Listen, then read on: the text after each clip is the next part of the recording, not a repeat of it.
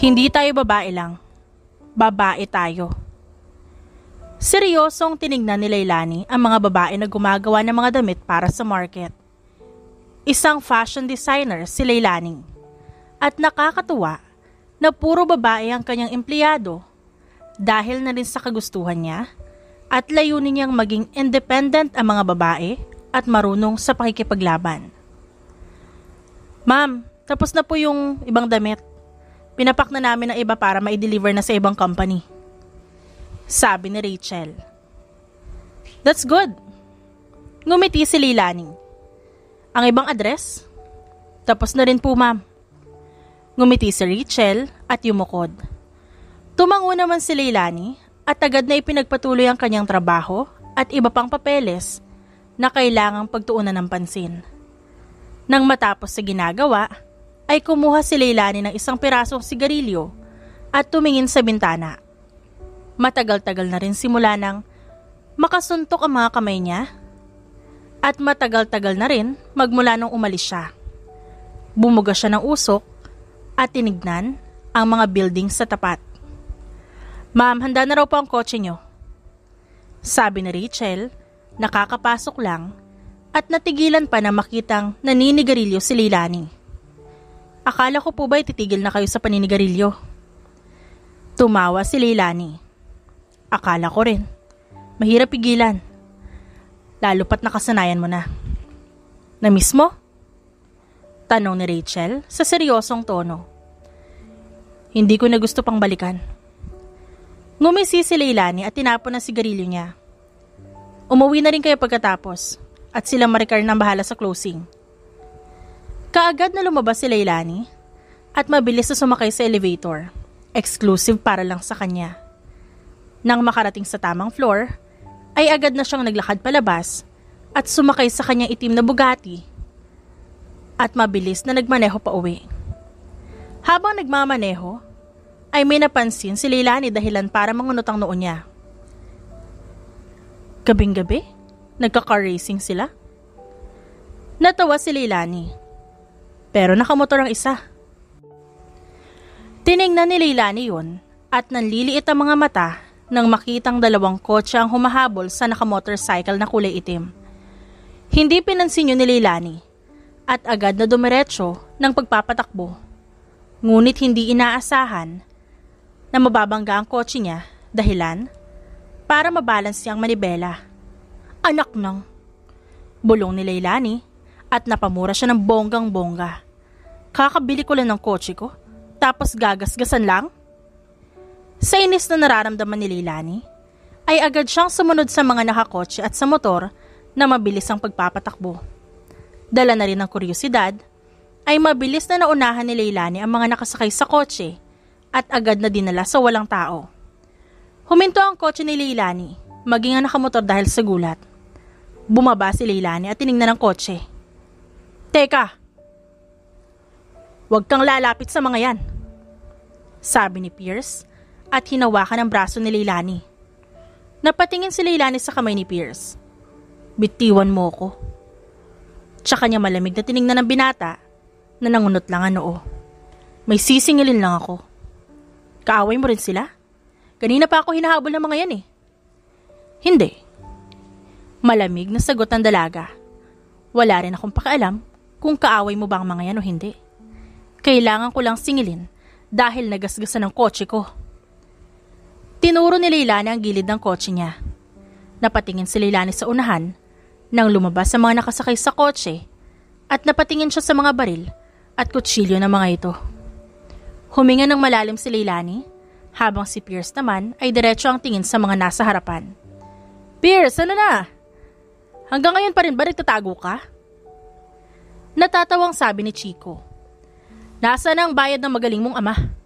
Nalulugi na ang kumpanya mo dahil sa sindikato mong ama. At kulang na lang, ilabas mo na ang lahat ng ari-arian nyo dahil lang sa utang ng pamilya mo. Wala akong pakialam sa utang na meron ng tatay ko. Hindi ko kilala ang ama ko at wala akong koneksyon sa kanya.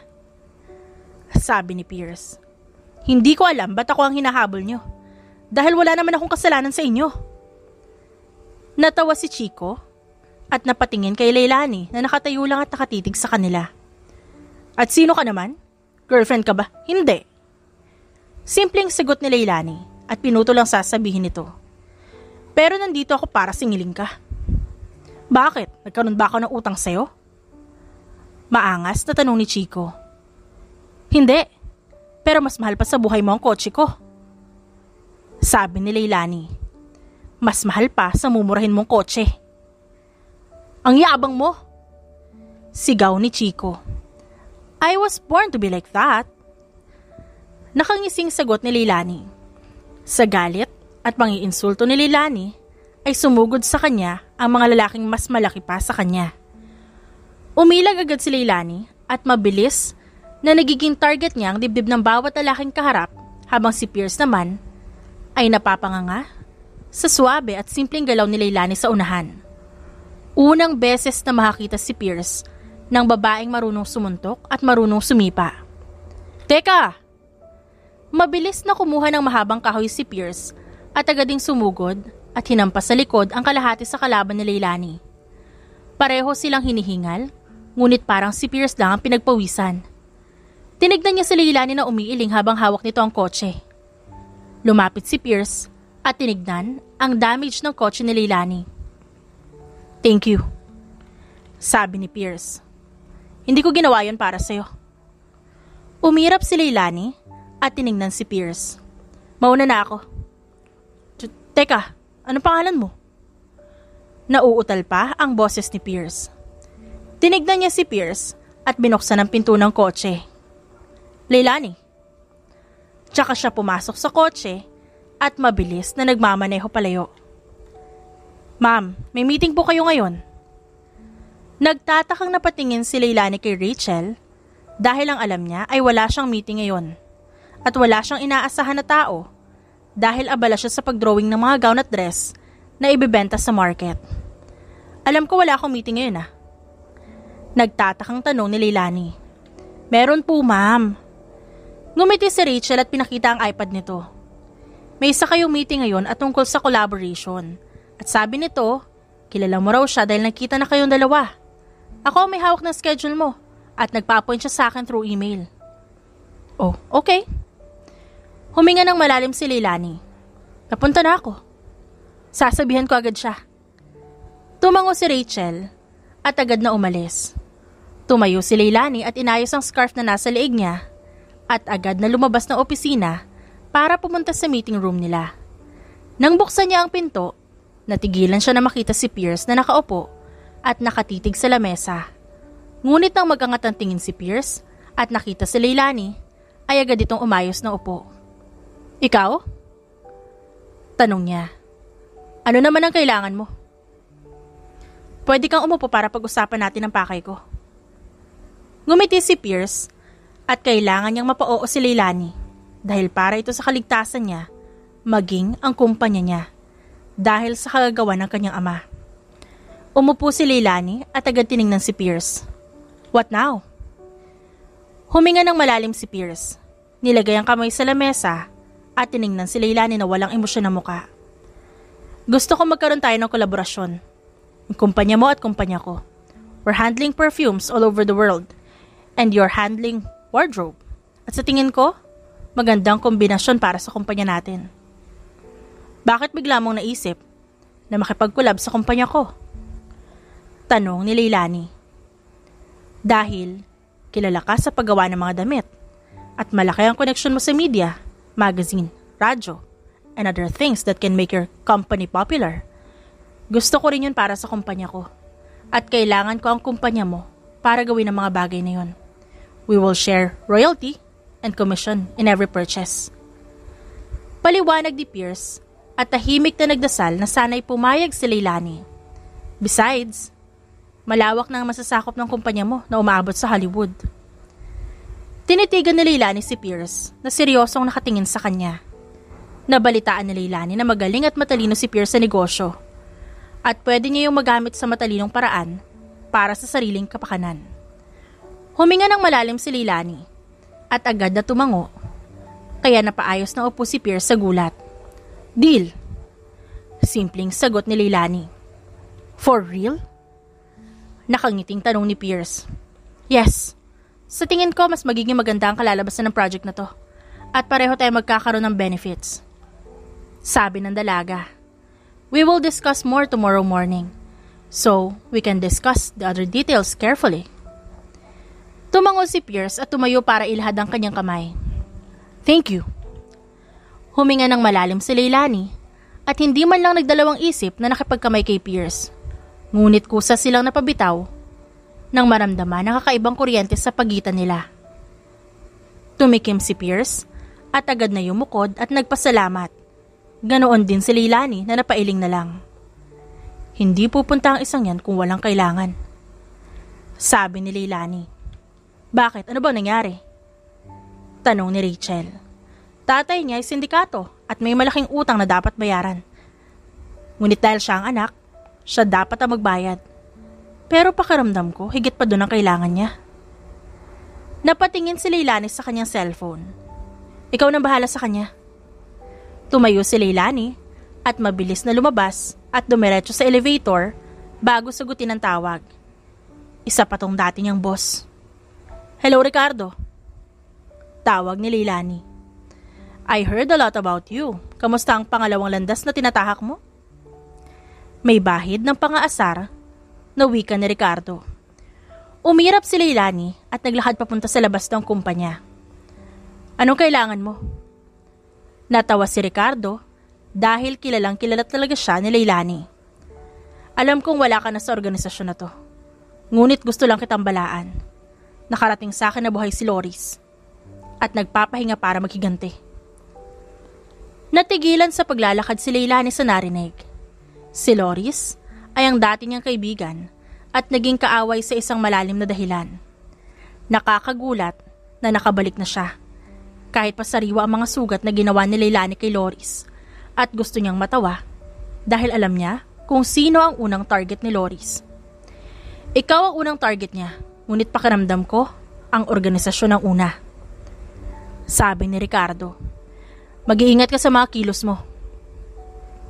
Bumalik siya? Wala rin naman akong pakialam. Sumandal si Leilani sa kotse at nagsindi ng sigarilyo. Subukan niya lang tumapak sa teritoryo ko dahil hindi talaga comatose ang ibibigay ko sa kanya kundi kabaong na. Natawa si Ricardo sa kabilang linya. Kaya lang naman ako tumawag para doon, Leilani. Gusto ko lang na aware ka sa lahat. Salamat, boss. Tumango si Leilani at agad na binaba ang tawag. Nasa kalagitnaan siya ng paninigarilyo nang may marinig siyang umubo. Kaya agad siyang napatingin doon at nakita si Pierce na nakatakip ng ilong. Naninigarilyo ka? Tanong ni Pierce. Sa tingin mo? Iniba ni Leilani ang direksyon ng pagbuga niya ng usok. Ano ba kasing ginagawa mo dyan? Wala. Nauutal na sagot ng binata. Umirap si Leilani. Gabi na at baka sundan ka ng mga kaaway mo dito. Tiningnan ni Pierce si Leilani at gusto niyang sapakin ang sarili dahil naa-attract pa rin siya kahit harap-harapan na siyang binubugahan ng usok. Bad girl. Bulong ni Pierce at agad na binuksan ang pinto ng kotse niya. Ngumisilang si Leilani dahil sa narinig at kalaunan ay kumaway kay Pierce na pinapaandar ang kotse palayo.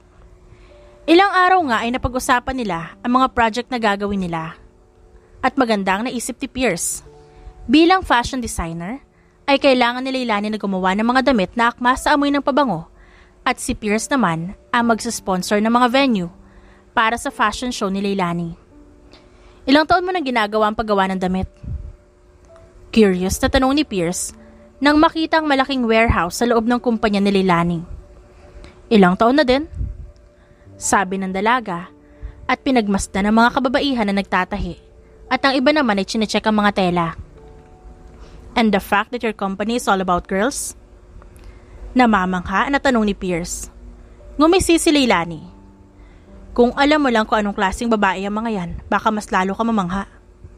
I see. Tumango-tango si Pierce at tinignan si Leilani. So, since nakita ko na naman lahat ng designs mo, ipapa-approve ko na rin ang perfume. At kung may gusto ka, pwede kitang padalhan ng box. Pierce. Tawag ni Leilani. Ito ba talaga ang pakay mo? What do you mean? Ngunit sa isip-isip ni Pierce, ay mukhang may nalalaman na agad si Leilani bukod sa kung ano ang negosyo niya at kailangan magmaang-maangan ni Pierce. Anong pa kayang sinasabi mo? Tinignan ng mabuti ni Leilani si Pierce at alam niyang hindi naman naaamin ang binata kundi diretsuhin niya. At wala rin namang saysay kung magtatanong siya. Kaya nagkibit balikat siya at agad na huminga ng malalim. Never mind. Natawa si Leilani. Napaka-random lang talaga na bigla kang pumunta dito at nakipag-collab sa akin. I mean, we are not popular. And ang tanging ginagawa lang namin ay mag-design at magtahi. Napaka-random ng bigla ang collaboration ng perfume at mga damit. Natatawa lang ako. Nakuha lang talaga ng kumpanya mo ang interes ko. Sagot ni Pierce, ngunit iba ang pakay niya at si Leilani lang ang makakatulong sa kanya para maging ligtas siya at malayo sa panganib. Pero paano? Nakuha mo lang din ang interes ko nung gabing yun. Talaga? Pati ba ang paninigarilyo ko ay nakuha rin ang atensyon mo? Ngumisi si Leilani at natigilan naman si Pierce. Pero huwag kang mag-alala. Hindi na ako maninigarilyo kapag kaharap kita. Pero sa labas syempre, pwede kong gawin yun. Napakamot si Leilani sa kanyang batok. It's bad, you know? Seryosong tiningnan ni Pierce ang dalaga. It tastes heaven, Pierce. Langit. Kumindat si Leilani at naglakad palayo. Napalunok naman si Pierce at napamaang na nakatingin kay Leilani na agad na tiningnan ng mga design. Sa araw nga na yun ay sabay silang kumain at nakapagtataka nga kay Leilani na madaldal at puro kayabangan ang lumalabas sa kanyang bibig. Pagkatapos nga nilang kumain ay tsaka naman sila nag-usap tungkol sa kumpanya ni Pierce. I have my second father. Ang biological father ko, sindikato. Hindi ako proud doon. Dahil nagkandaletse-letse ang buhay ko dahil sa kanya. At natutuwa pa ako na iniwan siya ng mami ko. Kaya nabuo ang kumpanya namin. Hindi ko ma-imagine na may pera ang biological father ko sa company na ininvest niya. Kwento ni Pierce. Kaya ka hinahabol ng mga lalaking yun? Tanong ni Leilani. Hindi ko alam. Galing ako motor racing nung gabing yun. Kaya naman nung nalaman ko na may nakasunod sa akin, nawalan na ako ng pake. Anyways, ayos na ba ang kotse mo? Tanong ni Pierce. Maayos na. Tumango si Pierce at uminom ng kape. Still, thank you for covering me. Hindi ko rin sila kilala. At baka, malamig na bangkay na rin ako kapag nagkataon. Kalalaking tao duwag?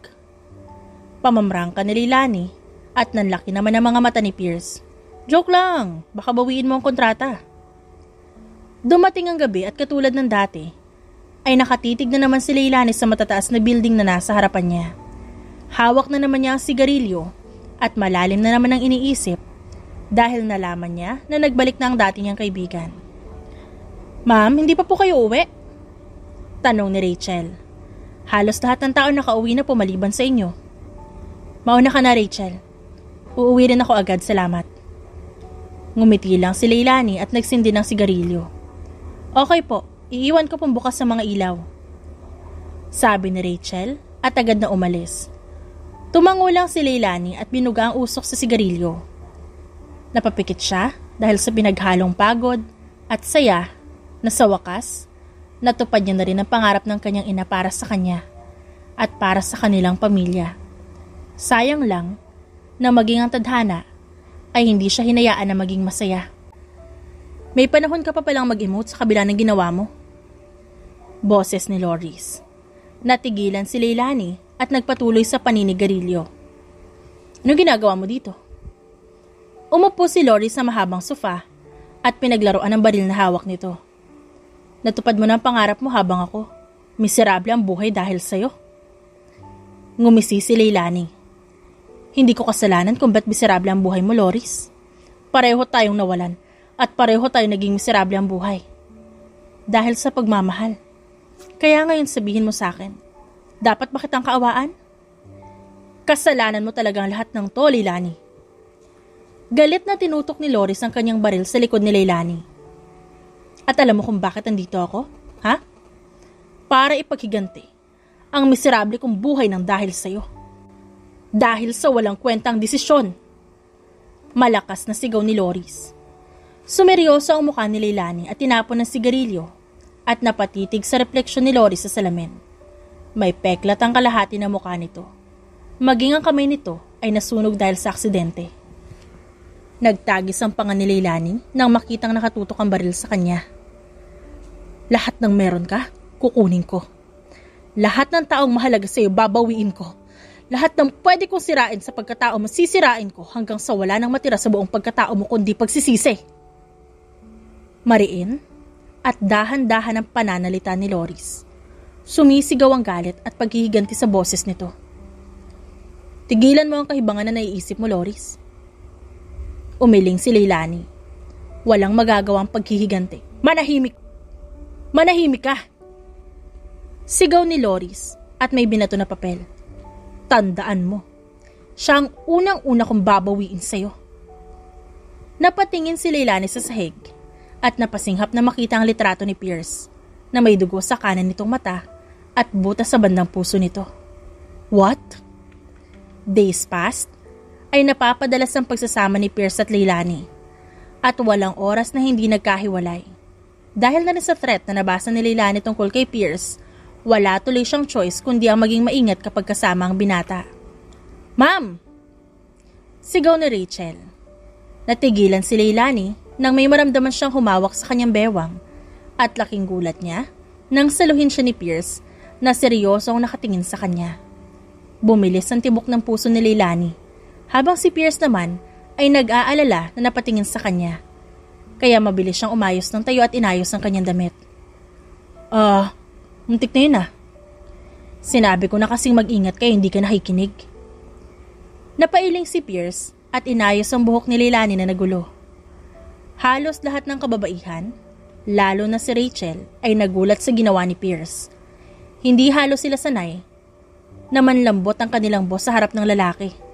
Lalong-lalo na si Rachel na kilalang-kilala ang kanyang boss at ito ang unang pagkakataon na makita niyang kinabahan at mailang si Leilani sa isang lalaki. Hindi tuloy alam ni Rachel kung matatawa ba siya o mapapangiwi. Tss! Ako na! Sabi ni Leilani. Mawawala ang kaastigan ko niyan eh. Ngumisi si Leilani at agad umayos ng upo. Yabang. Natawa si Pierce at napailing na lang. Nagpasikat ka, kaya ganyan. Bumalik na tayong lahat sa trabaho. Pumalakpak si Leilani dahilan para umiwas ng tingin ng mga tao at nagtrabaho na. Sa mga araw na yon, ay buong araw na tinignan at sinicheck lang ni Leilani ang mga papel na kailangang i-approve. Napaisip si Leilani, iba talaga ang pakiramdam niya sa binata. Ngunit itong mga nakaraang araw ay may napansin siyang kakaiba. At dahil curious siya, gusto niya yung malaman. Pierce! Tawag ni Leilani sa binata. Bakit? Tanong ni Pierce at binitawan ng mga papel. Malamig na tinignan ni Leilani si Pierce at bumuntong hininga. Nitong mga nakaraang araw, napapadalas ang pagsasama nating dalawa. At madalas naman ang pagpunta mo dito. Are you trying your luck with me? Natigilan si Pierce at mabilis na agad nag-isip ng paraan kung paano niya sasabihin kay Leilani na kailangan niya ng tulong. Na nasa panganib ang buhay niya dahil sa babaeng hindi niya naman kilala. Na kailangan niya ng taong mahigit na kasanayan sa pakikipaglaban dahil natatakot si Pierce sa pwedeng mangyari sa kanya. Nakakaramdam ako ng taong may kailangan sa akin at sa mga taong may balak na masama sa akin at sa kumpanya ko. Tinatanong kita, simula umpisa pa lang ano ba talagang purpose ng mga ginagawa mo? Sunod-sunod na nang iintrigang tanong ni Leilani. My life is in danger. Nakakatanggap ako ng iba't ibang patay na hayop at minsan pa may sumusunod sa akin. Natatakot ako sa pwedeng mangyari sa akin maging sa pamilya ko. Lagi ako nandito kasi pakiramdam ko safe ako. Pakiramdam ko kapag kasama kita, walang makakagalaw sa akin. And to tell you honestly, I was desperate to call you for help. Parang nakahinga ng maluwag si Pierce sa biglaan niyang pag-amin. Kusang natigilan si Leilani at naisip ang sinabi ni Loris sa kanya at ang unang target nito ay si Pierce at tanging siya lang ang may kakayahan na tapatan si Loris. Nalilito si Leilani sa mga bagay-bagay dahil wala na siyang balak pa maging masamang tao at bumalik sa pagiging assassin. I just need help. Nakita ko kung paano ka humawak ng baril, kutsilyo, and I also saw that you're capable of beating people using your hands. Paliwanag ni Pierce. Alam kong lalaki ako at kaya ko ang ganong klaseng. Hindi mo siya kaya, Pierce. Hindi mo matutumbasan ang kakayahan na meron siya. Umiiling na sabi ni Leilani. So kilala mo ang tinutukoy ko? Nangunot ang noo ni Pierce. Wala akong binabanggit na pangalan pero kilala mo siya. Kilala mo ang sumusunod sa akin at nagtatangka sa buhay ko? Huminga ng malalim si Leilani. Hindi niya alam ang gagawin, ngunit hindi niya pwedeng hayaan si Loris na magpakalat-kalat na lang at gawa ng masama ang mga inosenteng tao sa paligid niya. Tinignan niya si Pierce. Inosenteng tao na ang ginawa lang ay magyabang na kayang magmotor. Napailing si Leilani at agad tinawagan ng kanyang boss para sa tulong. I know you need help, sabi ni Ricardo. I need men for guarding. Malamig na sabi ni Leilani at tumalikod para tignan ang katapat na building. Guillermo's son needs help. Oh, this is about Loris? Akala niya boyfriend mong lalaking yan? Natawa si Ricardo at hindi sumagot si Leilani. Kaya naman tumikim ito. Magpapadala ako. Pero hindi yun magiging sapat. Dahil alam nating pareho na ikaw lang makakatalo kay Loris. Ikaw ang pinuno ng assassin. Ikaw ang queen of assassins. Nakakalimutan mo na ba? Napahawak si Leilani sa kanyang batok at malalim na bumuntong hininga. Binaba niya ang tawag at agad na tinignan si Pierce na nakatitig sa kanya. Fine. Loris ang pangalan niya. At kapag nakita mo ulit siya, sabihin mo sa akin. Pumapayag ka na? Nauutal at kabadong tanong ni Pierce. Do I have a choice, Pierce? Wala akong pwedeng gawin kundi bantayan ka. Dahil ayaw ko na ulit mangyari ang nakaraan. Tiningnan niya si Pierce. Thank you. And I'm sorry for taking this company as an advantage. Pero totoong gusto ko magkulab ang kumpanya na to. Umiling si Leilani. I don't want to repeat the mistakes I regretted until now. Hanggat kaya ko gagawin ko. Maliit nang ngumiti si Leilani at panibagong sakit sa ulo naman dala ng kuryosidad niya. Ricardo? Gulat na napatayo si Leilani na makita ang kanyang boss. Nakakapasok lang ng kanyang kumpanya. Parang hindi tumatanda ang kanyang boss dahil ang pisikal nitong anyo ay talagang makisig at animoy parang nasa 30 pa lang ang edad. Napakurap si Leilani ng pagmasdan nito ang kabuuan ng kanyang opisina.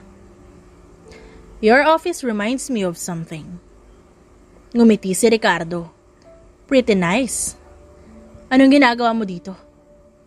Bigla-bigla ka nalang napunta nang walang pasabi. Sabi ni Leilani. Rachel, isang creamy white para kay boss. Pinindot ni Leilani ang button sa intercom. Boss? Oh, okay. Halatang natataranta pa ang boses ni Rachel nang mapagtanto kung sino ang boss na tinutukoy nito. Huminga ng malalim si Leilani at agad na tiningnan ng kanyang boss. Nagtataka sa biglaan itong pagbisita sa kanya. Hindi rin naman ito bumibisita kapag walang importanteng sasabihin o kapag walang balita galing sa mga kaaway o baka naman bored lang. Napadala ko na ang mga tauhan ko sa bahay ng mga Guillermo. Nakakatuwa ang mansyon nila at puno ng ginto. Natatawang sabi ni Ricardo. Mabait ang mga magulang ngunit hindi ko gusto ang stepfather. Masyadong mayabang. At talagang kinilala mo sila isa-isa? Gulat na tanong ni Leilani. Bakit hindi? Kailangan ng mga tauhan ko na makilala sila para alam nila kung sino ang binabantayan nila, no? Sabi ni Ricardo. Maya-maya lang ay pumasok si Rachel dala ang kape. Kaya mas lalong lumawak ang ngisi ni Ricardo nang makita ang dating tauhan na ngayon ay kasama pa rin ni Leilani. Nilapag ni Rachel ang kape at napatingin kay Ricardo. Ang isa rin sa pinakamagaling na assassin. Kumusta ka na dito, Rachel? Ngumiti si Ricardo. Okay naman po ako, boss. Inaalagaan naman ako ng maayos sa kumpanya na to. Ano po palang ginagawa nyo dito? Wala naman. Gusto ko makita mga departamento ng kumpanya. Pwede? Sa araw nga na yun, ay pinasyal ni Leilani ang kanyang boss sa bawat sulok ng kanilang kumpanya. Tuwang-tuwa si Ricardo na halos lahat ng kasapi ng organisasyon ay nanatili sa tabi ni Leilani. Nakakatuwa rin na malaman na lahat ng babaeng gustong iligtas noon ni Leilani ay nandito, kaya naman napatangu-tangu siya. Leilani? Tawag ni Pierce na kararating lang. Nilingon ng dalaga ang boses na yon at nakita si Pierce. Nandito ka? Ihahatid ko lang sana mga perfumes para sa... Napatingin si Pierce kay Ricardo na nakatingin sa kanya. Photoshoot. Sige, ilagay mo na lang dyan. Sino siya? Hindi mapigilan ni Pierce ang bitterness sa kanyang boses, ngunit hindi niya talaga mapigilan. Napakurap naman si Leilani at hindi inaasahan ang tanong ni Pierce, at kabastusan yun para sa kanyang boss. Pinanlakihan ni Leilani ng mga mata si Pierce na walang reaksyon ng muka, at nakatitig lang kay Ricardo. He's an important person. Kalmadong sabi ni Leilani. Really? Tanong ni Pierce. Pierce. Nagbabanta ang boses ng dalaga at umirap naman si Pierce. It's fine. Ngumisi si Ricardo nang may masense na kakaiba. Client ako ni Leilani at kailangan ko makita ang factory kung paano ginagawa ang damit. I see. Sabi ni Pierce at tinignan si Leilani. Hihintayin kita sa opisina mo. Napailing na lang si Leilani at aaminin niyang naging close sila sa mga nakaraang araw na kailangan nilang magsama. May konti siyang nalalaman kay Pierce at may mga bagay silang napagkasunduan, ngunit mas lamang ang nakakairitang ugali ni Pierce na para bang siya ang babae sa kanilang dalawa. Sobrang close niyo ah. Natatawang tanong ni Ricardo. Huwag mong pansinin yun. Laging ganyan na ugali ng lalaking yun. Bakit? Nagsiselos ba sa akin? Napangiwi si Leilani. Hindi naman ako mukhang tatay o tito mo. At mas papayag pa ako na makita ang tingin niya sa akin ay boyfriend mo. Shut up! Sabi ni Leilani. Rachel! Ipasyal mo muna si boss at mamaya maghanda ka ng pagkain sa bahay para sa kanya. Mabilis niyang pinuntahan si Pierce sa kanyang opisina at pagpasok niya, bumungad sa kanya ang nakaupo na si Pierce sa sofa. Anong ugali yun? May problema ba? Tanong ni Leilani. Tinatanong pa ba yan? Wala ka bang taste sa lalaki? Nangunot ang noo ng dalaga. What? Wala ka bang taste sa lalaki? Pierce, narinig ko ang sinabi mo kaya hindi mo na kailangang ulitin. Hindi ko talaga alam kung anong problema mo.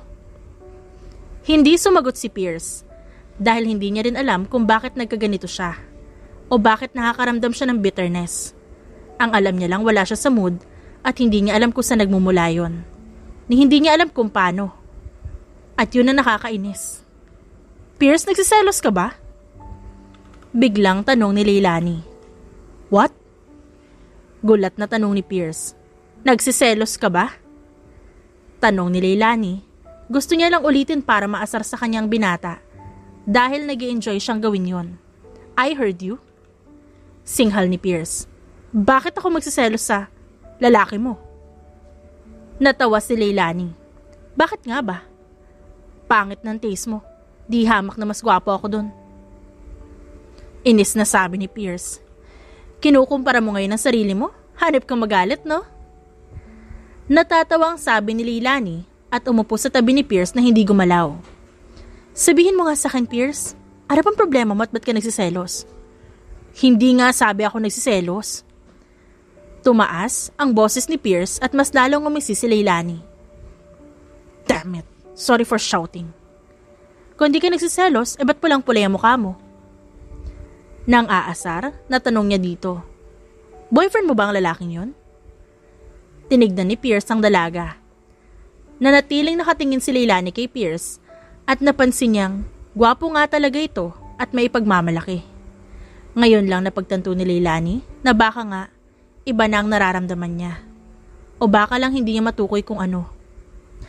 Wala akong boyfriend, Pierce. Ngumiti si Leilani at natigilan naman si Pierce at napaawang ang labi. Kung meron man, hindi siya yon, kaya huwag ka na magalit. Talaga? Hindi mo boyfriend ang lalaking yon? Ngumisi si Leilani. Hindi. Huminga ng malalim si Pierce at umiwas ng tingin. Ngumisi si Leilani at tinagilid ng ulo para suriin ang katauhan ni Pierce. Tama ba ang nasa-sense niya o baka mali ang nararamdaman niya? Leilani. Napabangon si Leilani nang marinig ang boses ni Pierce sa kabilang linya. Napatingin siya sa orasan at saktong 11:00 na ng gabi. Napakatahimik ng kanyang kwarto na tanging huni lang ng ibon ang naririnig niya. Pierce, ano nangyayari?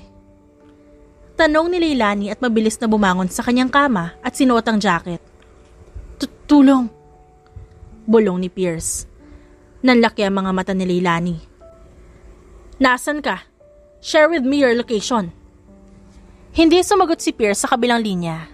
Kaya naman nagmamadaling kinuha ni Leilani ang susi ng kanyang motor at agad na tumakbo palabas ng kanyang kwarto.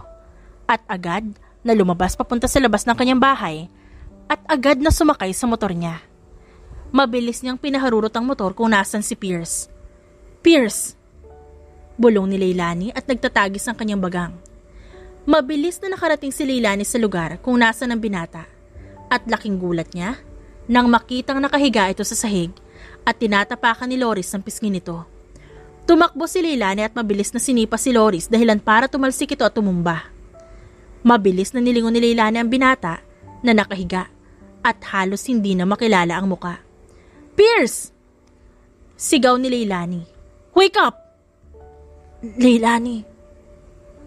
Nanlaki ang mga mata ng dalaga at pinagmasdan ang kabuuan ni Pierce. Mas lalong umusbong ang galit niya para kay Loris na tumatawa na parang baliw. Nilingon niya si Loris at mabilis na tumayo at pinagmasdan ang kabuuan nito. Anong ginawa mo? Sa kabila ng galit na nararamdaman ni Leilani, sinubukan niya pa ring manatiling kalmado. Ano sa tingin mo, Leilani? Daig mo pang tumatakbong kabayo ah. Confirmed, mahalaga nga sa'yo ang lalaking yan. Sumeryoso ang mukha ni Loris. Walang kalaban-laban sa'yo si Pierce. Loris, at lalong walang kasalanan sa'yo ang isang yan. Tumaas ang boses ni Leilani. Kung may galit ka sa'kin mo'y diretso. Baka sakaling maintindihan ko pa kung ba't ka nagagalit. Mas maintindihan ko pa kung ba't ka pa bumalik. Sumugod si Loris at hindi naman nagpatalo si Leilani. Agad niyang sinuntukan siya ni Loris at tumalikod. Kasabay ng pagsipa niya sa leeg nito, dahilan para mapaatras ang kanyang dating kaibigan. Lahat ng galit na nararamdaman niya dahil sa ginawa kay Pierce ay nilabas niya. Tandaan mo. Tatandaan mo ang lalaking yan, Loris. Malamig pa sa yelo ang boses ni Leilani at tinuro si Pierce. Hindi ako magdadalawang isip na labanan ka at gawin ang ginawa ko nun. At sa tingin mo magagawa mo ang bagay na yon? Kung ang kahinaan mo ang lalaking yan? Sigaw ni Loris. Ngumiti si Leilani. Subukan mo ako, Loris. Mabilis na kinuha ni Leilani ang katawan ni Pierce at agad na sinakay sa kotse. Napatingin siya kay Loris na nakaupo pa rin at hawak ang leeg nito na may dugo. Tinawagan agad ni Leilani ang kanyang boss at mabilis na sumakay sa kotse ni Pierce. Leilani, dumating ka? Tanong ng nanghihinang si Pierce. Shh! Huwag ka na magsalita. Kumalma ka. Nandito na ako. Kalmadong saad niya. Akala ko katapusan ko na. Tumawa pa si Pierce at napangiwi. Huwag ka nga sabing magsalita eh. Tumaas ang boses ni Leilani. Mabilis silang nakarating sa mansyon ng mga Guillermo. Kaagad na bumaba si Leilani at nag-doorbell. At mabilis na nilabas si Pierce na nakahawak sa kanyang tiyan. Bumukas ang pinto at bumungad ang dalawang mag-asawa na nanlalaki ang mga mata. What happened? Sigaw ni Elora nang makita ang anak. Tumawag kayo ng doktor. Utos ni Leilani. Sino ka? Nanlalaki ang mga mata ni Elora. Ano nangyari sa anak? Mahalaga pa ba yun kaysa sa anak mo nag-aagaw buhay? Inis na tanong ni Leilani. Call the doctor now! Sigaw ni Elora. Mabilis na dinala ni Leilani ang katawan ni Pierce sa sofa. Binuksan niya ang polo nito at nakita ang hiwas sa tiyan nito. Mabilis na tumayo si Leilani at agad na hinanap sa kusina ang medicine kit at agad bumalik. Hindi malalim ang sugat niya. Konti lang ang dapat gamutin, pero kailangan pa rin itest sa mga buto niya kung may nabali. Paliwanag ng dalaga. Ano bang nangyari? Tanong ni Cleo. Girlfriend ka ba ng anak ko?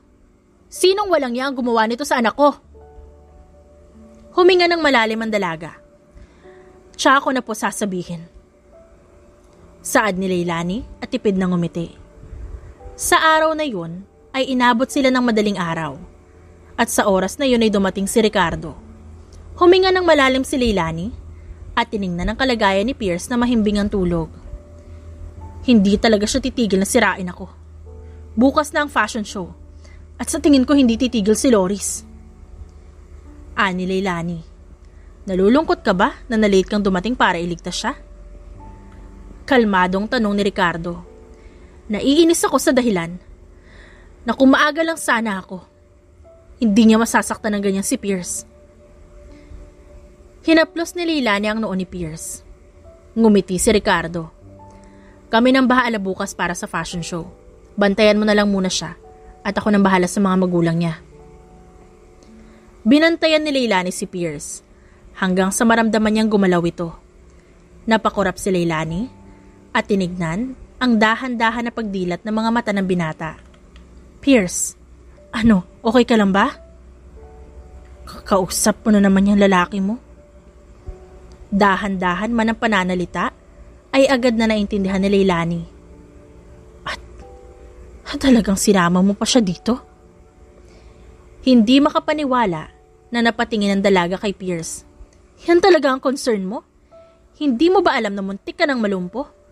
Ano ba kasing ginagawa mo dun? You texted me and you need my help. Buong lakas na sabi ni Pierce. Natigilan si Leilani. At hindi makapaniwala na magagawa nga yun ni Loris. Huminga ng malalim si Leilani at hinanap ang cellphone ni Pierce ngunit wala na. Tinignan niya muli si Pierce. Did I make you worry? Tanong nito. Oo. Inis na sabi ni Leilani. Hindi na nga ako nakatulog. Napangiti naman si Pierce. Sorry. Sorry saan? Hindi ako nag-iingat. Kalmadong saad ng binata. Umiling si Leilani at mabilis na hinawakan ng kamay ni Pierce. Huwag mo nang isipin yan, ang mahalagay bukas. Kailangan mo magpagaling at makapunta sa fashion show. Natigilan si Pierce at naalala ang fashion show bukas. Tinignan niya si Leilani na nakatitig sa kanya at napangiti siya dahil kunot na kunot ang noo ng dalaga at halatang nag-aalala ang maganda nitong mga mata. Pupunta ako bukas, sabi ni Pierce. Hindi, wag na. Kailangan mo magpagaling dito at magagalit ako kapag pumunta ka doon. Wag ka na magsalita, magpahinga ka na lang para gumaling ka. Anong gagawin mo sa gumawa sa akin ito? Tanong ni Pierce, halatang kinakabahan. Ibabalik ng triple. Lahat ibabalik ko ng triple. Malamig na sabi ni Leilani. Abala ang lahat sa kanika nilang pwesto para sa gaganapin na fashion show. Nag-aalala man para sa mga mangyayari ay hindi nagpatinag si Leilani at mabilis na tinuloy ang mga balak niyang gawin. Nakahanda ang bawat tauhan ni Ricardo at lahat sila ay bantay sarado ang buong fashion stage at venue. Nakahanda na ba lahat? Yes, ma'am. Sabi ni Rachel. Matanong ko nga pala, nakabalik na ba talaga si Loris? Tumango si Leilani. Siya ang dapat nating bantayan. Ikaw lang ang pwede niyang kalabanin, ma'am. Halos pareho kayo ng lakas at bilis at sa tingin ko, ikaw lang din ang makakapigil sa kanya. Sabi ni Rachel. Napabuntong hininga si Leilani At ilang minuto nga lang nagsimula na ang fashion walk. All girls are representing their brands. At kasama nito ang mga launch perfumes na hawak ng mga modelo, kaya naman napangiti si Leilani nang makita kung gaano kaperpekto ang lahat ng plano nila. Sa tabi niya ay si Pierce na nakaupo at medyo maayos ng lagay dahil mabuti na lang walang nabali na buto sa kanya at kailangan niya lang magpahinga. "Are you okay?" tanong ni Leilani. "Yes, don't worry about me," sabi ni Pierce. "Magaling na ako at kaya ko na ang sarili ko. Nag-aalala lang ako." Kalmadong sabi ni Leilani. Ngumiti si Pierce at hinawakan ang kamay ng dalaga. "Sarap naman sa pakiramdam na nag-aalala ka sa akin. Sa susunod, huwag kang tumawag na nasa ganun kang kalagayan, pwede ba? Huwag kang umalis ng bahay niyo ng ganong oras." Inis na sabi ni Leilani at may diin sa bawat bigkas na salita. "Opo, ma'am." Ngumiti si Pierce at umayos ng upo. Nakangiting pinanood ni Leilani ang mga kababaihan na napakaganda sa kanilang casual attire, simple attire, at maging sa kanilang sports attire. Natupad din ni Leilani ang unang malaking event na gusto niya. At gusto niya sana ay nandito pa rin ang kanyang ina para makita nito ang pangarap nilang dalawa. Unang-una sa lahat, maraming salamat sa inyong lahat sa pagpunta sa napaka-espesyal na araw na to para sa akin. Salamat sa mga talagang nagbiyahe pa para makapunta dito. Actually, wala na akong masabi kundi puro pasasalamat na lang. Natawa si Leilani at napatingin kay Pierce. "Salamat at dumating ka." "Uy!" Kantsaw ng ilang mga nakaupo. Ang iba naman ay naghihiyawan dahil sa nakamamatay na linya ni Leilani. Natawa si Leilani at maya-maya naman ay biglang namatay ang ilaw. Imbes na matakot ang dalaga, ay pinakiramdaman niya ang paligid kahit pa sumisigaw ang mga taong nasa event. At nakarinig si Leilani ng mga putok ng baril, kaya mabilis siyang bumaba ng stage dahil sa wakas nakita niya na. It was Loris. Kasama ni Loris sa mga hindi niya kilalang mga tao at iba pang naging dahilan kung bakit umalis si Leilani sa organisasyon. "Ma'am!" Sigaw ni Rachel at agad hinawakan ang braso niya. "Si Pierce!" Nanlaki ang mga mata ni Leilani nang makita si Loris na nakangisi sa kanya. At itinaas nito ay ang ilaw. "Ma'am, kailangan na nating umalis," sabi ni Rachel. Napailing si Leilani at tinignan si Pierce at si Ricardo na hawak ni Loris at agad silang sumakay sa kotse. Tumakbo si Leilani at agad sumama kay Rachel. Kahit pa ang buong atensyon niya ay nakay Pierce lang. "Si Pierce, ang mga mga tauhan mo nang bahala doon. Kailangan nating umalis dito. Kailangan mo magtago, ma'am." Agad na sabi ni Rachel. "What? Ba't ako magtatago? Kailangan ako ni Pierce." Tumaas ang boses ni Leilani. Umiling si Rachel. "Sigurado ako may plano si boss. Hintayin na lang natin ang tawag niya." Huminga ng malalim si Leilani at inisip agad ang magiging kalagayan ni Pierce sa kamay ni Loris. Ngayon pa lang ay nagtatagis na ang kanyang panga at hindi na siya mapakali sa hindi malamang dahilan. Ngunit isa lang ang alam niya. Kapag nakita niyang may sugat o pasa si Pierce, ay hindi niya alam ang magagawa niya kay Loris. "Nandito na tayo. Anong plano mo?" tanong ni Rachel. Talagang sinasagad ni Loris ang pasensya mo. "Kailangan nating makuha kaagad si Pierce. Hindi sila pwedeng manatili doon. Tawagan mo si Emerald." Inis na sabi ni Leilani. "Okay, sige," sabi naman ni Rachel. Bumaba na agad si Leilani sa kotse at mabilis na dumiretso sa kanyang bahay para ihanda mga gamit niya. Hinanda niya rin ang mga kailangan niya at walang pagdadalawang isip na sinuot ng hooded jacket at mabilis na sinarado ang zipper ng jacket. Bumaba siya habang hawak ang kutsilyo niya. "Susugod tayo." Tumango si Rachel at ngayon lang ulit na numbalik sa kanila ang dating itsura na tinatawag ng assassin. Nakakakilabot, nakakatakot. Tinignan lang ni Pierce si Loris na pinaglalaroan ang kanyang paboritong Swiss knife. Aaminin ni Pierce na may takot siya at kaba sa kanyang puso. Ngunit kagaya ng sinabi sa kanya ni Ricardo, Si Leilani lang ang may kakayahan na patigilin si Loris. Loris, bakit mo ginagawa ang bagay na to? Tanong ni Ricardo. Ano ay kinagalit mo at naging ganito ka? Malamig na tinignan ni Loris si Ricardo, ang dati niyang boss na nag-aruga sa kanya ng matagal na panahon. Alam mo ang sagot ko dyan. Pareho nating alam na kasalanan lahat ni Leilani. Nakasalanan niya kung bakit naging miserable ang buhay ko. Umiling si Ricardo at tinignan pabalik si Loris. Alam natin na walang pagpipilian si Leilani at wala sa ating lahat ang may kasalanan. Nakatali silang dalawa at medyo may kataasan kung nasan sila. Nakatali ang dalawang kamay at paa, nakatulad kung paano pinako ang nakakataas. Nangangalay na si Pierce at pakiramdam niya ay bubuka na ang sugat na nasa tiyan niya.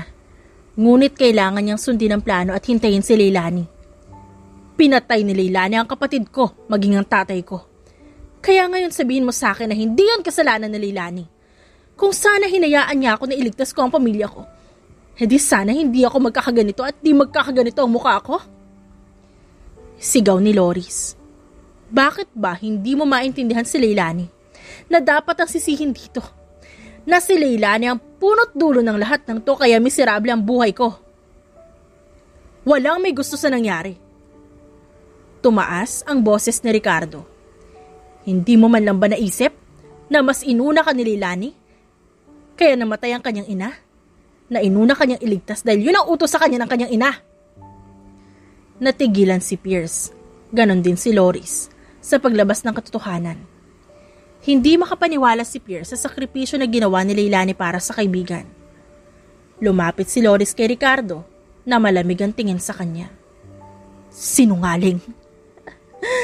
Sinungaling ka? Tumawa ng malakas si Loris na animoy nababaliw. Hindi kaya ni Leilani na isakripisyo ang kanyang ina? You're still lying, boss! Loris! Malakas na sigaw ni Ricardo nang tusukin ni Loris ang kanyang palad. Totoo ang sinasabi ko. Tama na! Buong lakas nitong sigaw. Napatingin si Loris at napasigaw naman si Pierce nang tamaan nito ang sugat sa kanyang tiyan. Pakiramdam ni Pierce ay humiwalay ang kaluluwa niya dahil sa lakas ng pagkakasuntok ni Loris. Hindi pa natapos doon, kundi mabilis itong sinapakamukha niya, dahilan para makaramdam ng hilo si Pierce. Hindi magugustuhan ni Leilani kapag nakita niyang may sugat si Pierce. At hindi mo rin gugustuhin na makitang magalit si Leilani, alam mo yan. Doon lang tumigil si Loris at habol ang hininga niyang binitawan siya nito. Masamang-masama ang tingin sa kanya ni Loris at maya-maya lang ay may pumasok na tauhan at agad na bumulong kay Loris dahilan parang umisi ito. Dalhin niyo na sa labas yan. Saan niyo kami dadalhin? Natataranta na tanong ni Pierce. Nang makaalis na sila sa tali, nagulat si Pierce sa mabilis na kilos ni Ricardo. Tumba agad ang dalawang lalaki sa kanilang harapan at napatingin siya kay Ricardo na dumura sa gilid bago kunin ang dalawang baril. Binigay nito sa kanya ang isang baril. Huwag kang manghihinayang, natutukan at paputukan sila ng baril. Mahigpit na paalala ni Ricardo. Hinawakan siya nito sa braso. Tara na, nandyan ang tagapagligtas mo. Dahan-dahan. Bulong ni Pierce habang iniinda ang sakit sa kanyang tiyan. Mabilis silang naglakad sa labas at nakita ni Pierce ang dami ng tao sa ibaba. Nakita niya agad si Leilani na nakasuot ng itim na leather hoodie at seryoso ang mga matang nakatingin kay Loris na nakangisi. Mabilis silang nagtago nang makita nila ang ilang tauhan na tumatakbo. May bomba ang lugar na to. Sabi ni Ricardo na tinatakpan ng tela ang kanyang palad. Kailangan nating makaalis dito sa lalong madaling panahon. Paano si Leilani?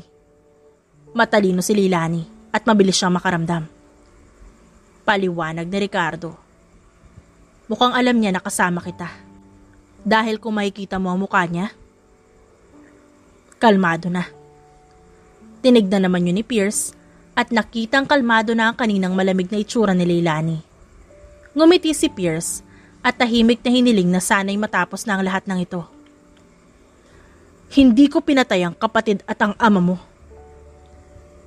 Nang malaman na nakaalis na si Pierce at Ricardo, kumalma ang buong pagkatao ni Leilani at kailangan niya na lang ngayon ay matalo si Loris. Hindi man sa pisikal na paraan, kundi sa emosyon na nararamdaman nito. Dahil sa mga oras na ito, gusto na lang ni Leilani ay manatili sa tabi ni Pierce. Walang may gusto sa nangyayari, Loris. Nawalan din ako kagaya mo. At hindi ko sinisi sa iyo ang lahat ng yon. Biktima rin ako kagaya mo. Huwag mong isisisi sa akin dahil kahit ako, hindi ko kontrolado ang nangyari. Paliwanag ni Leilani. Sinungaling ka? Hindi mo na ulit ako mauuto kagaya ng dati, Leilani. Wala akong pakialam kung mamatay ako dito. Ngunit hindi ako nag-iisa. Kasama ko ang mga importanteng tao sa buhay mo. Nasaan? Ngumisi si Leilani at napatingin kay Emerald na nakabalik na galing labas. Anong ginawa mo? Sigaw ni Loris at nanlalaki ang mga mata nito habang nakatingin sa kanya. Nasaan sila? Tapusin na natin to, Loris. Agad na humakbang si Leilani. Triple ang balik sa lahat na ginawa mo kay Pierce. At ipaparanas ko rin sa iyo ang sakit na dulot mo sa taong mahal ko. Hindi na rin dapat pa nagsakripisyo ang nanay ko para sa kaligtasan mo. Sana hinayaan na lang kita. Nanginginig ang boses ni Leilani. Sana hindi ko nalang pinakinggan pa ang mama ko na iligtas ka. Ano? Anong sinasabi mo? Nanlalaki ang mga mata ni Loris. Totoo ang sinabi ni boss? Napailing si Leilani at naaawang tiningnan si Loris. Kinakaawaan kita, Loris. Kinakaawaan kita. Ngunit katulad ng sinasabi ko, biktima lang din ako. Pwede ba? Pwede na ba nating tapusin ang laban na to? Hindi na mapakali si Pierce, lalo na't ilang oras na lang hinihintay nila mula sa labas. Sumabog na ang bomba, ngunit wala pa rin si Leilani. Nag-aalala na siya. Ngunit kailangan niyang maging kalmado at magtiwala sa dalaga na makakalabas ito. Relax, kid. Sabi ni Ricardo na naninigarilyo. Hindi ako kakalma, wala pa. Nandiyan na. Ngumisi si Ricardo. Gulat na napatingin si Pierce kay Leilani habang hawak nito si Loris at sabay silang naglalakad palabas. Hindi makapaniwala si Pierce sa nakikita niya, lalo na't kalaban nila si Loris. Binagsak ni Leilani ang babae sa sahig at agad namang tumayo si Ricardo at agad na dumating ang iba pang tauhan. Hindi mo pa rin siya iniwan? Magkaibigan nga talaga kayo?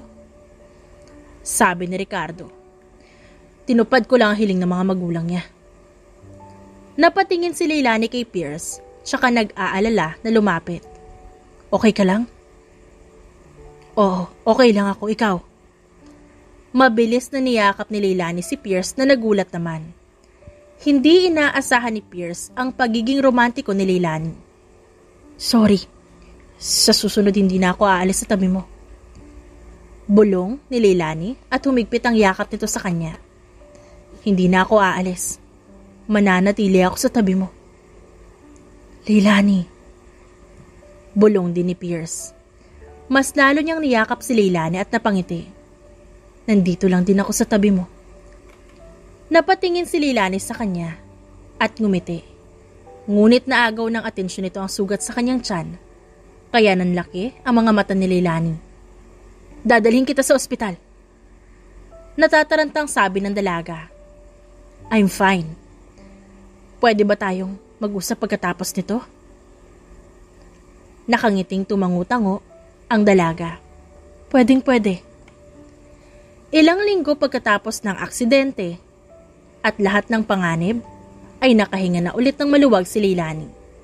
Pakiramdam niya ay kahit paano nabunutan ng tinik ang kanyang puso na malamang tapos na at aaminin niyang nagdadalawang isip siyang iligtas ang dating kaibigan. Ngunit alam niyang may pinagsamahan sila. Maniwala ka man sa hindi, isa akong delikado at assassin. Trabaho ko na noon pa pumatay ng tao. Maging brutal sa sarili kong pamamaraan at maging masamang tao mula sa kapanganakan. Nagtatrabaho ako kay Ricardo. Matagal na panahon ang lumipas at tumigil lang ako nung namatay ang mama ko. Huminto si Leilani sa pagkukwento dahil sariwa pa rin para sa kanyang lahat. Dahil doon lumayo ako at nagsimula ulit. Ibig sabihin, may kinalaman si Loris? Tanong ni Pierce. Wala siyang kinalaman dahil biktima rin ang pamilya niya. Sa mundo ng mga asasin, matirang matibay. Hindi ka pwedeng lumingon kapag nandiyan ang kalaban mo. At hindi ka naman pwedeng basta nalang huminto. Naigets mo ako? Tanong ni Leilani at tumango naman si Pierce. Sa mundong magulo, ang kailangan mo lang ang sarili mo. Si Loris ay ang sumunod na asasin na magaling sa akin. At siya ang naging kaibigan ko simulat sa pool na pumasok ako sa organisasyon ni Ricardo. We became friends. Si Loris din ang nag-alaga sa mama ko habang wala ako. Siya rin ang unang tao mapagkakatiwalaan ko. Ngumiti pa si Leilani. Huminga ng malalim ang dalaga. Naaalala niya na naman ang nakaraan at paano namatay ang kanyang ina sa kamay niya. Ang buong akala ni Leilani ay mananatiling bato pa rin ang puso niya. Na buong akala niya wala na ang sakit na nararamdaman niya, pero meron pa pala. Tiningnan ni Pierce si Leilani habang pinaglalaroan nito ang sigarilyo sa pagitan ng dalawa nitong daliri. Hanga siya sa katapangan ni Leilani at humahanga siya dahil nakakilala siya ng taong kayang tapatan ng lakas niya. What happened? Hindi maiwasan ni Pierce ang magtanong. Huminga ng malalim ang dalaga. Isang aksidente at isang misyon na kailangan namin gawin sa loob ng isang gabi. Na-assign ako sa hindi kalayuan at si Loris naman ang naiwan. Pero dahil ugali ko na makiramdam, nalaman ko agad na ang main target nila ay ang mama ko na nagluluto lang sa bahay tuwing umaalis ako. Loris and I came. Sakto. At nandoon pala si mama at ang tatay ni Loris kasama ang kapatid niya. Sunod-sunod ang putok ng baril noon pagpasok pa lang namin. I saw my mom lying on the floor, hugging Loris' sister. Nagmamakaawa si mama na iligtas ko ang kapatid ni Loris at ang tatay nito. Pero hindi ko siya kayang iwan. Iyak ako ng iyak noon habang si Loris sinusubukang labanan ng mga tao na nanloob sa bahay namin. Napalunok si Pierce. As much as I want to save Loris' family, mas iniintindi ko na lang si mama. I saved her, but she always pushed me away para lang iligtas siya. Bahagyang natawa si Leilani at humigpit ang hawak sa sigarilyo. Sa dami ng tao, sa dami ng baril na nakatutok, sa dami ng taong malakas ang loob ay wala ako nailigtas. Iyak lang ako ng iyak at hindi ko na alam ang gagawin ko sa mga oras na yon. I failed to save them 3. Leilani, bulong ni Pierce. Hindi niya alam kung lalapit siya o mananatiling nakaupo. Habang buhay kong dala yun, Pierce. Habang buhay kong dala ang pagsisisi na hindi ko nailigtas ang taong mahahalaga sa akin. At habang buhay kong sinisisi ang mga taong sa likod ng lahat ng to. Hindi ako maiintindihan ni Loris. Hindi niya ako kailanman maiintindihan dahil sarado ang isip niya. Sarado ang utak niya sa lahat ng paliwanag ko. At lahat ng gusto kong sabihin sa kanya. At di ko magawang sabihin dahil sa galit na nararamdaman niya. Hindi na nakatiis pa si Pierce at agad nang lumapit kay Leilani. Marahan niyang niyakap ang dalaga na humawak sa kanyang braso. Nakagat ni Pierce ang labi. Nang marinig ang mumunting iyak ni Leilani at ang paggalaw ng braso nito, tanda na umiiyak ang dalaga. Hindi mo kasalanan, okay? Wala kang kasalanan. Lahat kayo biktima. Lahat kayo nawalan. Huwag mong sisihin ang sarili mo dahil wala kang ginawa at hindi mo kailanman magiging responsibilidad ang buhay ng iba. Mahinahon na sabi ni Pierce. Kasalanan ko. Bulong ng dalaga. Umiling si Pierce at hinawakan na magkabilang pisngi ni Leilani. Dahilan para mapaangat ang tingin nito. Wala kang kasalanan. Ginawa mo lang ang dapat at tama. Ginawa mo lahat ng makakaya mo at ang tapang-tapang mo, Leilani. Marahang pinunasan ni Pierce ang mga luha sa pisngi ni Leilani. Ngayon, kalimutan mo na lahat kahit paunti-unti. Kalimutan mo ang sakit, pag-aalala, at pagsisisi. Hindi ko nahahayaan pa na sirain mo ulit ang sarili mo dahil sa mga kasalanan na hindi mo naman ginawa. Hindi ka na ulit mag-iisa. Kasama mo na ako sa lahat ng bagay. Ngumiti si Pierce at pinunasan ang luha ni Leilani. Tumayo si Leilani at tinitigan si Pierce at kusang dumapo ang kamay ni Leilani sa pisngi ng binata na natigilan. Thank you, because we met accidentally. Natawa si Leilani. Natawa din si Pierce at inayos ang buhok ng dalaga. Well, that's a blessing that we met. Natawa naman si Leilani at marahang niyakap ang bewang ni Pierce.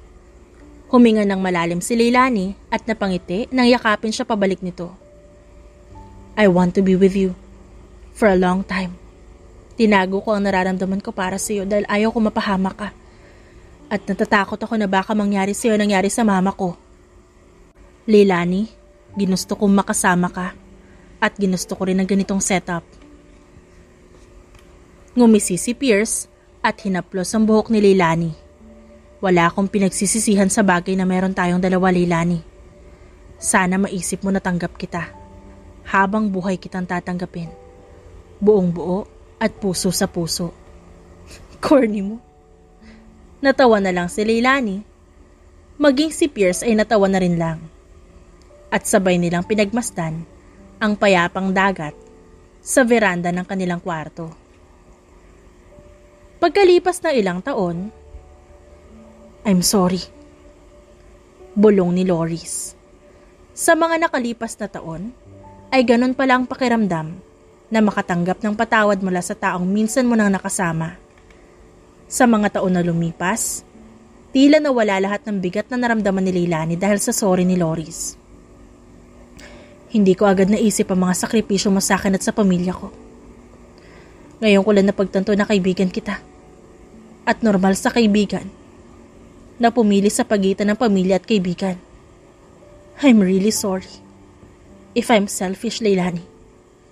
Hindi ko naisip yung mga oras na may pinagsamahan tayo. Hindi ko naisip na naging mabuting kaibigan ka sa akin. Nanginginig ang boses ni Loris. Loris. Mahinahong tawag ni Leilani. Umiling ang kaibigan niya at tinitigan si Leilani. Ikaw yung kaibigan na laging kalmado, laging tahimik at maaasahan sa lahat ng bagay. Na hindi ko na naisip na may pinagdadaanan ka rin pala. Na kailangan mo din ng kaibigan na masasandalan kapag may problema ka. Na pamilya na pwede mong takbuhan sa tuwing may kailangan ka. I once knew that you're strong, unbeatable and fierce, na hindi ko naisip na tao ka rin pala kagaya ko. Hindi nagsalita si Leilani at nanatili ang tingin kay Loris na nasa tapat niya. Ilang taon ang lumipas magmula nang magkita silang ulit, ay natutuwa si Leilani na malaki ang improvement ng pagbabago sa mukha ni Loris. Sa tulong ng kanilang dating boss, mas pinalawak pa ang organisasyon at mas pinalawak pa ang pagbabantay sa lahat ng assassin na dati ring miyembro ng organisasyon. Loris, matagal na panahon ang nangyari. Kinalimutan ko na rin ang mga bagay na nakakapagpaalala sa akin sa mga bagay na nakaraan. Kalimutan na natin lahat yun, Loris. Magsimula tayo ulit. Nakangiting sabi ni Leilani. Nangilid ang luha sa mga mata ng dating kaibigan niya. Maraming salamat. Sa mga nakalipas na taon, kinasal silang dalawa ni Pierce. It was a mutual decision at agad din silang pinagkalooban ng lalaking anak na si Pietro, na nagmana sa kanya at pakiramdam ni Leilani ay susunod sa yapak niya, ang anak. Sa lumipas na taon, tuloy-tuloy ang pasok sa kanila ng pera at tuloy-tuloy ang kanilang negosyo sa loob at labas ng bansa. Maraming nagbago, Loris. Mabuti naman at magaling na ang mukha mo. Mahinahon na sabi ni Leilani. Tinulungan ako ni Ricardo para dito. Malaki ang naging pagbabago ko sa mga nakalipas sa taon at ngayon. May sarili na rin akong kotse at bahay. Nakangising sabi ni Loris. Babalik ka pa rin ba sa organisasyon? Tanong ni Leilani habang naglalakad sila papuntang parking lot. Hating gabi na at kailangang umuwi. I need to help Ricardo. Bibisita ako sa kumpanya mo sa mga susunod na araw.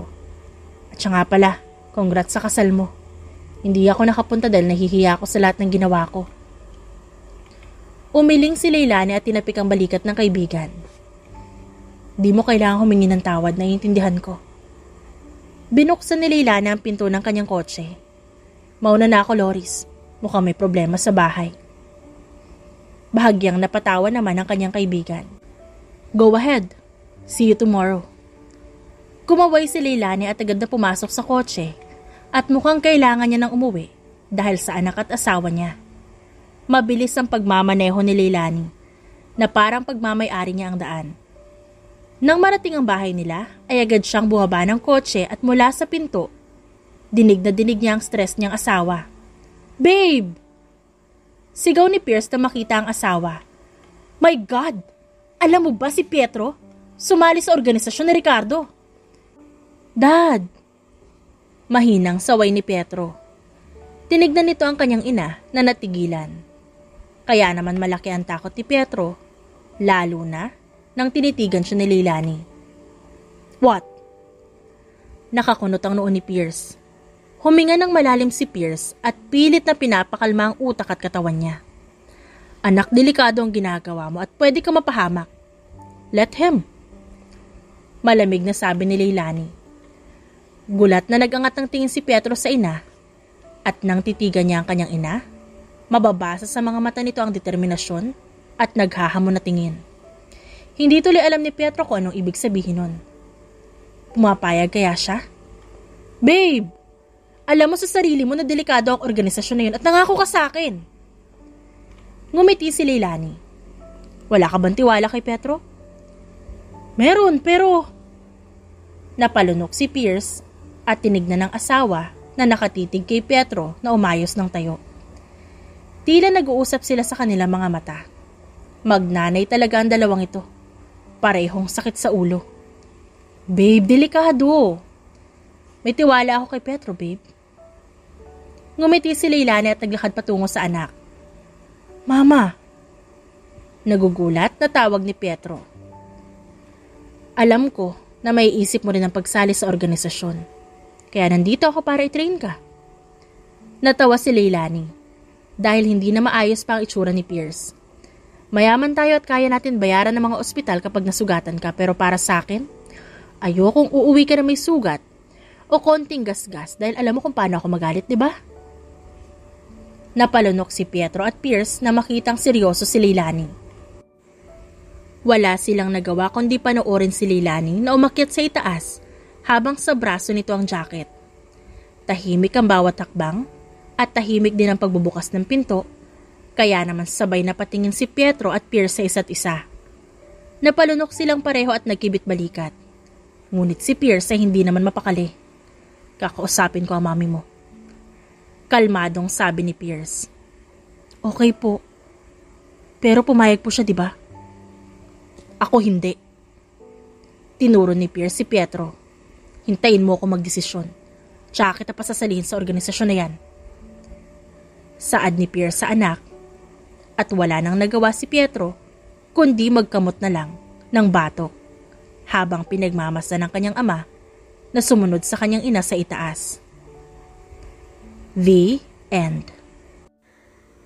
Thank you for listening to our wonderful stories daily. Maraming salamat sa walang sawang pagsuporta sa aming main channel na Rendell Tagalog Love Stories. Kayo ang dahilan kung bakit patuloy kami sa pagbibigay ng mga kwentong kinagigiliwan ng nakararami. At kung nais nyo na iba pang kwento, magtungo lang sa isa pa naming channel na The Rendell Stories Audiobook. Don't forget to subscribe at sama-sama tayong ma-entertain, kiligin, at makisaya. Maraming salamat po.